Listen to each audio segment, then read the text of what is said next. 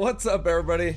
Welcome to the Fitness Realty channel. My name is TJ McLelland and I'm the broker. I'm super excited to share all the things we have planned with you. So sit back, strap in, and let's have some fun. Dun, dun, dun, dun, dun, dun, dun, dun. Just kidding. We're talking about hope, a new hope. Just kidding. I don't know. That is a fun way to start a video. We're talking about episode 31, describing how our company provides hope for this ridiculous market. So I don't really know what to say after that. Maybe we should just end the episode after that. Nah, I'm just kidding. But we are talking about hope in this market. It is highly competitive, right? This market is insane. We've never seen inflation like this since the 70s, which I was born in 84. So I have no idea what happened in the 70s like that. I just don't have a known recollection of it from it. I can always read books and text about it, but I don't have it personally in my memory banks that way. But we are offering some hope in this market. So let me talk about how we do that for our buyers. Of course, if you're a seller in this market, we can always sell your house and get top dollar. That's not difficult. In a high market, being a seller is super attractive and awesome. So I'm not really going to spend too much time on that. Honestly, because if you're a seller in this market, you're crushing it. So I don't need to offer you any other hope other than the marketing strategies that we have to sell your home will get you top dollar. We're not the least expensive company out there, but we do offer a lot of value for the price that we are asking for. And so with that value, we can get you top dollar for your house with our marketing strategies. So super easy with sellers. Let's move on to buyers. So to offer hope for our buyers in this market, it's insane, right? If you're a buyer and you've felt the frustration and the struggle from a highly competitive market where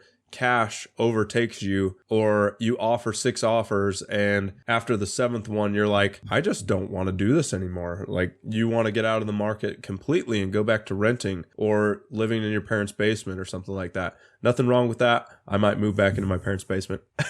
Just kidding. But there are a lot of things that we can offer buyers, okay? So without making it so that, so that frustration, let's kind of peel that apart, right? Your frustration comes from if you're a buyer and you aren't that competitive, you're frustrated because cash overtakes you, your deadlines aren't that good, your credit might not be that good, your down payment might not be that good, you might be FHA, that might be bad. You might be VA, which there's a really big stigma going around right now for people to not touch VA buyers, which in my opinion is completely discriminatory, but it is part of the process. A VA buyer does have extra stipulations. So if you're the agent protecting your seller and trying to make sure that the deal goes through and you get a cash deal that looks better than a VA buyer, by all means, I mean, that you have to do what you're working for your sellers, but there are avenues to make VA look better. So I want you to peel off that frustration. You've done 10 offers. It's the 11th one that's going to get taken or selected. Let's just hope, right? We're hoping and praying. We're offering a new hope. So the first thing that I want to offer for hope is that we have strategies to make sure that your offer looks competitive. And we want to make sure that your offer looks competitive even against cash. So sometimes our offer might have bad deadlines, might have very minimal down payment. It might be VA, like I said. So the way we strategize to make you look competitive is on a completely separate video, but the takeaways that I want you to have real quick are, we try to make your FHA offer look competitive by creating a relationship with that agent that they want to work with us, which is outside of the contract. We try to make sure that everybody in this understands that the pre-approval that you have is better than somebody else's cash deal, because maybe that cash they're pulling out of a 401k and they don't have it yet. So maybe their timing is going to suck. So I really try to make sure that I convey to the other side, the other agent, that we have a very strong buyer, even if they are FHA, and we are willing to get the deal done and we're willing to close on time and we're ready to do that. So a lot of times the hope that we offer to a buyer that way is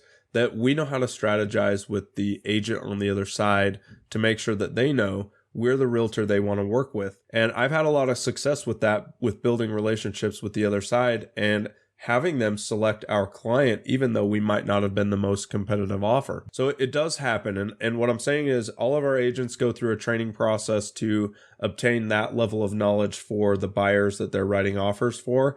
So we can help you get successful, even if you're FHA or VA. So there's ways to do that. All right, up next, I want to talk about the hope that we offer with the velocity of money. If you've heard me talk about Frank Dippold and the velocity of money, it is a course that he teaches. But inside that velocity of money is an approach to own more real estate so that you can have more cash flow in your life, which, in my opinion, makes the struggle that much easier. He does teach principles about having your first home be a potential cash flowing property as you move on to the second home and such after that. And so the velocity money that we are offering is hope that you can actually accelerate past the grind, right? So the grind right now, like go to work, come home, pay your rent, we can get you past that acceleration point where you can actually start building wealth, right? So and some of that frustration for a new buyer is that you're in the rat race and you have no idea how to get out of it.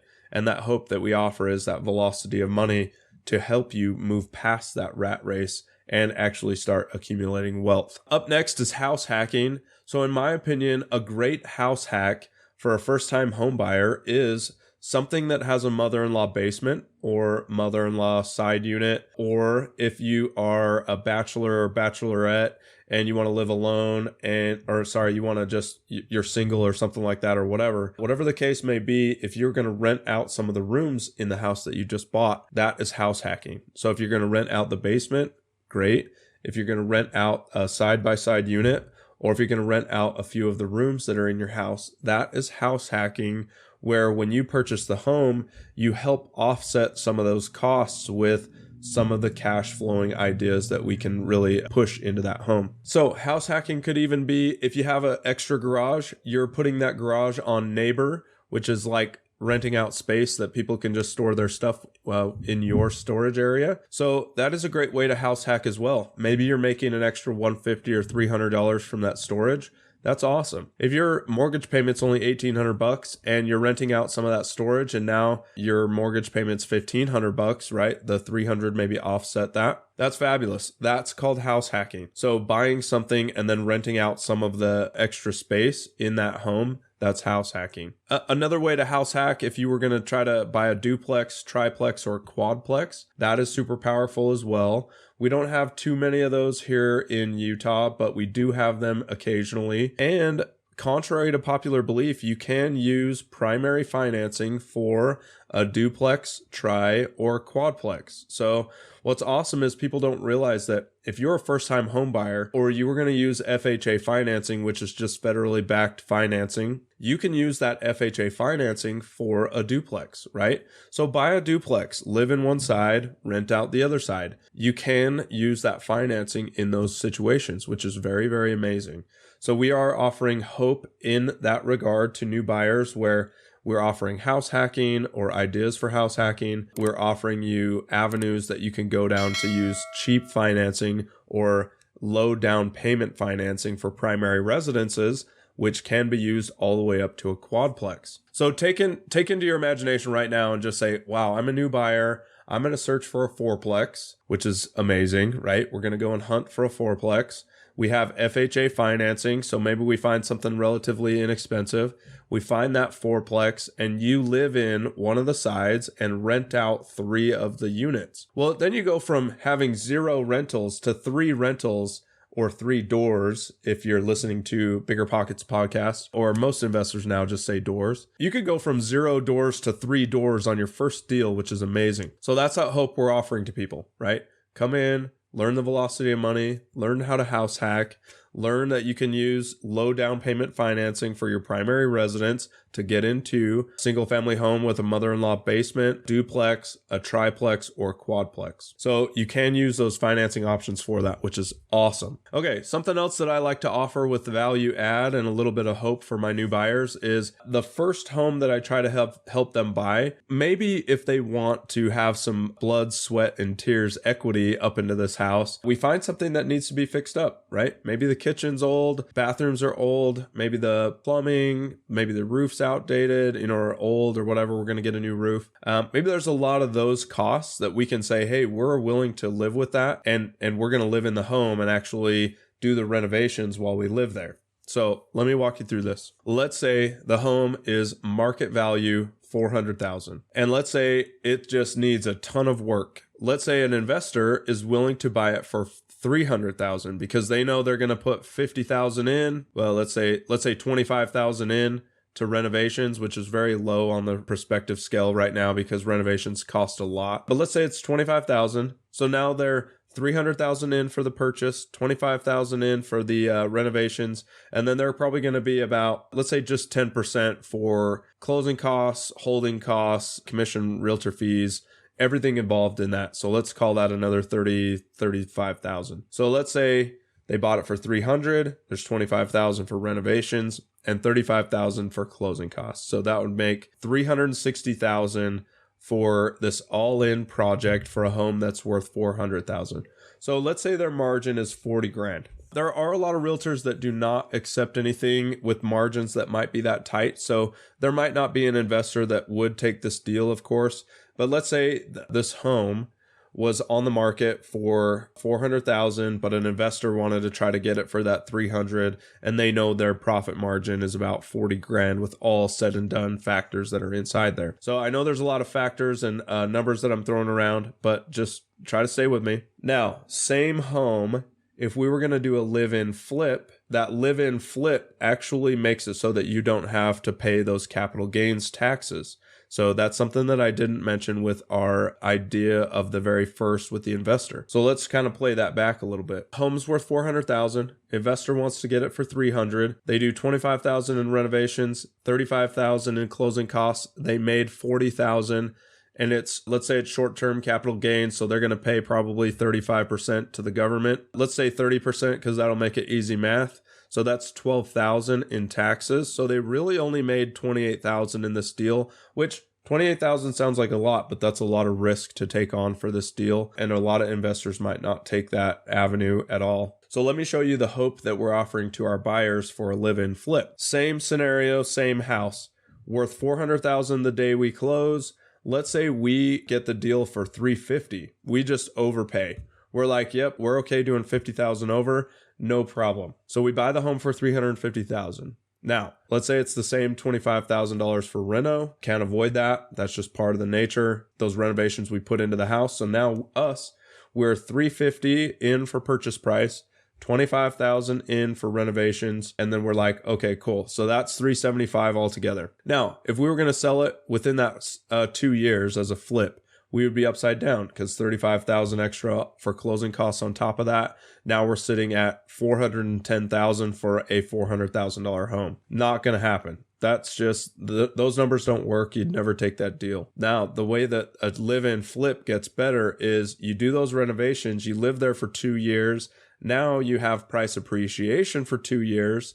So let's say, and we're not even going to factor in mortgage cost or amortization at all. Let's just go based on appreciation. So let's say we do 10% the first year, which is pretty common right now, which I don't think is sustainable, of course, but let's just say it does that.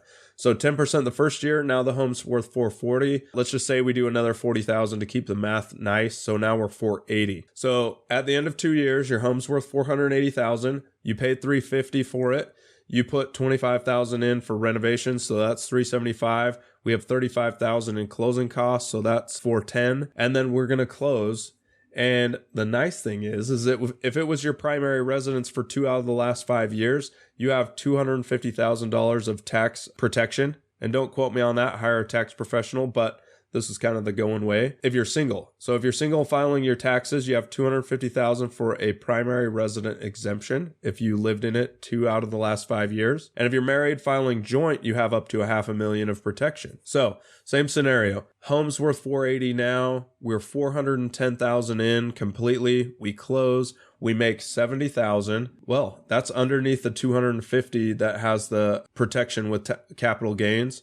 or with your primary residence exception. And so now you take that 70 free and clear, which is just amazing, right? So now you can see we even paid $50,000 more than an investor would, and we still made more than the investor would. It was 2 years later, so that the timeline is a little longer, but that's pretty amazing, right?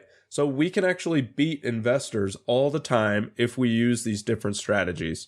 So that helps us stay competitive, and that's the hope that we're offering to our buyers. All right, one last one before we get moving on for the day. I love the offering our buyers a hope that looks like a new build. Okay, so oftentimes if they're going to buy a home and they're ready to go right now, there are ways for them to get into a new build, lock up the contract, and if it's with Edge, they have a price guarantee program. So let's say we lock up the home and it's $500,000 the day we get the contract signed, and then we have a 10-month build job. Well, let's say we have a 1-year build job. That makes the math easier. So $500,000 for the build job on the contract, price guarantee from Edge Homes. Love you at Edge. Also, Nick Strong over at Edge is our go-to professional. He just makes it rain. So I appreciate you, Nick. Thank you so much. Anyway, so we have that price guarantee from Edge. We sign the contract. We're at $500,000. We go 1 full year. Well, check this out. During that entire year, homes went up in value. Let's say 10% again, just to make the math easy. So now your home is actually worth $550,000. You've never even lived in it yet. But that entire year, the price appreciation went up in the market, yet with the price guarantee on the contract that you signed, you're only at $500,000 still. And that is just amazing to make sure that our buyers are getting taken care of. So that's one way that I like to try to help our buyers get ahead of the rat race.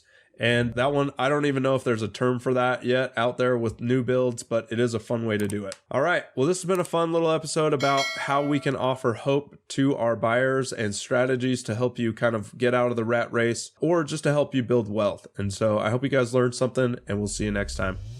And that's a wrap. Thank you so much for supporting us. We'll see you next time, and we love you. Later.